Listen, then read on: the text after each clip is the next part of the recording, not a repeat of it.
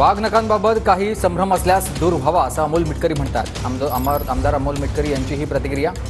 अफजल खानाचा वध केलेली खरी वाघनखं सातारामधील जलमंदिरात आहेत। लंडनमधील वाघनखांबाबत खरं खोटं जनतेसमोर आलं पाहिजे असं मिटकरी यांनी म्हटलंय।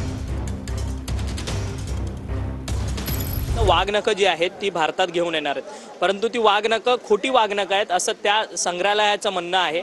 ज्या संग्रहालयातून आपण वाघनखं घेऊन येतोय हा सरकारवरती प्रश्नचिन्ह निर्माण होतोय असं तुम्हाला वाटत नाही का? कारण की सांस्कृतिक मंत्रालयाने तुमच्या राज्य सरकारच्या मोठा गाजावाजा करत ती वाघनखं भारतात आणण्याचा प्रयत्न त्यांच्याकडनं सुरू आहे। हा प्रश्न मला महायुती म्हणून तुम्ही विचारताय, म्हणजे सरकारमधला एक आमदार म्हणून की एक शिवप्रेमी म्हणून विचारतायत ते मला सांगा।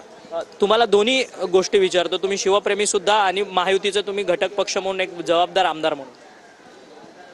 नाही, आता जर तुम्ही आमदार म्हणूनच विचारत असाल तर मी तुम्हाला एकच सांगतो की इतिहास संशोधकांच्या मनात जर काही संभ्रम असेल तर तो संभ्रम महायुतीच्या सरकारने विशेषतः सांस्कृतिक विभागाने आणि सुधीर मुनगंटीवार साहेबांनी त्यांच्या दालनात त्यांना निमंत्रण देऊन नेमकं खरं खोटं काय याबाबत एकदा माहिती घेऊन महाराष्ट्रासमोर ती मांडावी असं माझं महायुतीचा आमदार म्हणून मत आहे।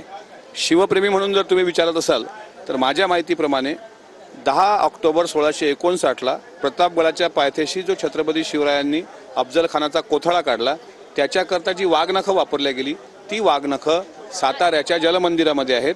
आणि नंतरच्या काळात जेव्हा ग्रँड ऑफ भारतामध्ये आला होता त्यावेळेस उदयन महाराजांच्या पूर्वजांनी ती वाघनखाची प्रतिकृती त्यांना दिली होती आणि ती प्रतिकृती लंडन म्युझियममध्ये होती।